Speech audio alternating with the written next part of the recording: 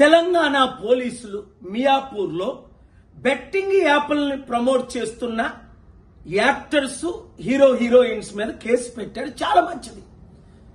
ఈ యాక్టర్స్ కి ఈ హీరోయిన్స్ కి ₹1 కోట్లు 2 కోట్లు తీసుకొని బెట్టింగ్ యాప్లు ప్రమోట్ చేయడం న్యాయమా?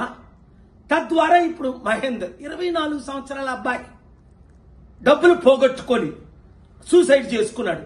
వాళ్ళ మీద మీరు కేసు పెట్టి వాళ్ళ కుటుంబానికి మీరు 100 కోట్లు ఇచ్చినా తిరిగి ఆ అబ్బాయిని తేగలరా?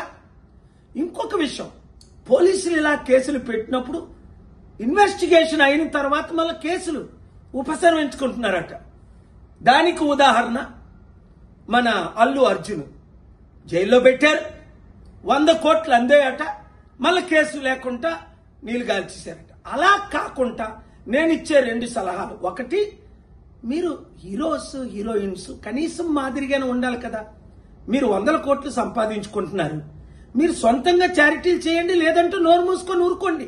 ఇంత కక్కుర్తి ఎందుకు? మరలా మీరు వాళ్ళ దగ్గర డబ్బులు తీసుకొని యాప్లు ప్రమోట్ చేయడం. అలాగే కుర్రాళ్ళు, అమ్మాయిలు, అబ్బాయిలు